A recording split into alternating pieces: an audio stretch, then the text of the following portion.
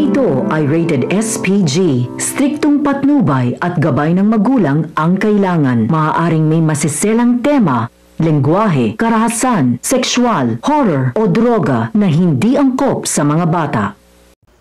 Dahil sa paghahabol ni Lilith sa mamanahin ni Eira, mas lalong naging agresibo si Renan na pataubin si Lilith sa kaso kung saan magkalaban sila. Hindi naman siya aatrasan ni Lilith. Abangan natin sa Lilith Matias, attorney at law. Dahil kay Mia, nakapagdesisyon si Lilith na ituloy ang pagsampa ng kaso tungkol sa pagkuha ng mana niya. Kagaya ni Mia, ayaw niya na mapunta sa kahit sino ang pinaghirapang yaman ng magulang nila.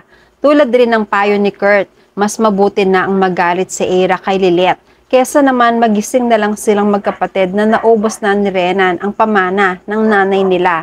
Pinatawag ni Lilith si Kurt para banggitin ang tungkol sa plano niya. Tinulungan ni Kurt si Lilith sa pag-aayos ng mga papeles sa pagsampa ng kaso. Samantala, nararamdaman ni Eira na parang nami-miss niya ang kapatid. Tinitingnan niya ang picture ni Lilith. Ayaw naman sana ni Eira na magalit pa kay Lilith dahil ang gusto naman ni Mati ay magkasundo sila. May pagkakataon rin na nakinig siya sa mga payo ni Trixie. Nalinawan si Eira sa sinabi ni Trixie na huwag mamasamain ang mga sinasabi ni Lilith tungkol kay Renan dahil bilang ate, nagmamalasakit lang naman siya. Sa kabila ng pambibintang ni Eira noon na si Lilith ang suspect sa pagpanaw ng nanay nila, pinatawad pa rin siya ni Lilith dahil tunay na kapatid ang turing sa kanya. Pero hindi pa man tuluyang bumabalik ang pagiging mabait ni Eira kay Lilith ay mas lalo pa pala siyang magagalit. Dahil isang araw may isang dokumento na pinadala si Lilith kay Eira. Nabigla si Eira. Nagtataka siya dahil galing ito sa korte. Napaisip rin si Renan kung tungkol saan ang papeles na galing sa korte. Nabigla silang dalawa sa nabasa nila na sinasaad ng dokumento. Ito pala ay isang papeles na nagsasabing nagsasampa ng kaso si Lilith para habulin ang mana na para sa kanya. Hindi inaasahan ni Eira ang paghahabol ni Lilith sa mana. Si Renan naman ay sobrang nagalit dahil alam ni Renan na nakakaamoy si Lilith tungkol sa balak nito kay Eira. Alam ni Renan na nakakaramdam si Lilith sa plano niyang kamkamin ang yaman ng nanay ni Eira. Napaupo si Eira na parang nanghihina siya. Samantalang si Renan naman ay umuusok sa galit. Sinigaw niya ang galit niya. Sabi niya kay Eira, nananadya ba talaga yung kapatid mo? Kinakalaban niya talaga tayo. Gusto niya talaga tayong sirain. Nanlaki ang mga mata ni Eira habang nakikinig kay Renan. Mas lalong nag-igting ang galit niya kay Lilith dahil nagatungan na naman siya nito.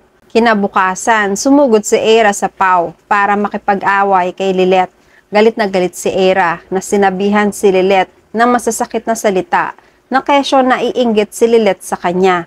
Nagsiselos si Lilith dahil si Eira may boyfriend na at maraming nagmamahal. Pinakalma pa ni Lilith si Eira nung una. Pinaliwanag ni Lilith na hindi niya gustong gawin pero nabubulagan na si Eira sa sobrang pagmamahal kay Renan na hindi pa naman niya lubusang kilala. Ang brooch lang naman ang gusto ni Lilith na makuha dahil ito lang ang alaala na magpapaalala sa kanya ng nanay nila pero pinagdamot pa ni Eira. Sinumbatan ni Eira si Lilith na plastic si Lilith. Nung una aayaw-ayaw pa sa mana pero naghahabol din naman pala sa kayamanan. Ikinagalit ito ni Lilith dahil ganun na lang ang pagkakakilala sa kanya. Sinumbatan na rin niya si Eira. Kung hindi makikinig si Eira sa kanya, sana pala hindi na lang niya tinanggap at tinuring na kapatid si Eira dahil mas pinaniniwalaan pa ni Eira ang mga pang-brainwash ni Renan sa kanya kesa sa sarili niyang kapatid. Parehas silang galit. Nagpalitan lang sila ng masasakit na salita hanggang inawat na sila ni Melissa. Umalis na rin si Eira. Nanggigigil rin si Renan kay Lilith. Kakalabanin niya si Lilith sa korte. Pero nagdadalawang isip na si Tomas kung itutuloy pa ba niya ang plano niyang ibenta ang lupa. Dahil malakas ang laban ni Mia. Ayaw na rin ni Tomas na makasuhan pa siya ni Mia dahil nabalitaan na rin ng mga buyers na nagkakagulo sila tungkol dito. Nawawalan na sila ng interes sa pagbili sa lupa kung komplikado lang naman pala ito. Pero hindi payag si Renan. Gusto niya na ituloy ni Tomas ang pagbenta sa lupa dahil gusto niyang patunayan kay Tomas na nasa tama sila. Sinabihan ni Renan ang kliyente niyang si Tomas na ibigay lahat ng dokumento at walang itatagong lihim si Tomas sa kanya. Huwag nang magdadalawang isip sa nauna niyang plano dahil kung gusto niyang manalo, hindi na siya dapat mag-alinlangan pa. Kung tatanggalin ni Renan ang kumpiyansa ng kapatid ni Tomas sa claim niya sa lupa, gigil na gigil si Renan na pataubin ang abogado ni Mia na si Attorney Lilet Matias. Sa bahay ni na Lilet, parang nagigilty si Lilet dahil magkaaway na naman sila ni Era. Iniisip ni Era na ginawa ni Lilet ang paghahabol sa mana ay dahil ang gusto lang ni Lilet na magkaroon ng parte sa yaman ng nanay nila. Pero hindi alam ni Era, pinoproteksyonan lang ni Lilet ang naiwan ng nanay nila dahil hanggang ngayon hindi pa rin kampante si Lilet kay Renan.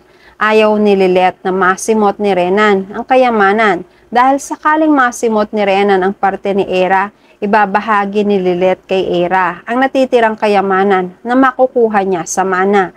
Pero sabi ng tiyahin ni Lilet, napakahirap patunayan kay Era ang sinasabi ni Lilet na ililigtas lang niya ang mana dahil ang minamahal ni Era ay malaking kontra kay Lilet. Kaya ang lahat ng sasabihin ni Lilet ay hindi naman pakikinggan ni Era. At yan ang mga pakakaabangan natin sa Lilet Matias, Attorney at Law. Please like this video and please subscribe to my channel. At magkita-kita pumuli tayo sa mga susunod pang episodes.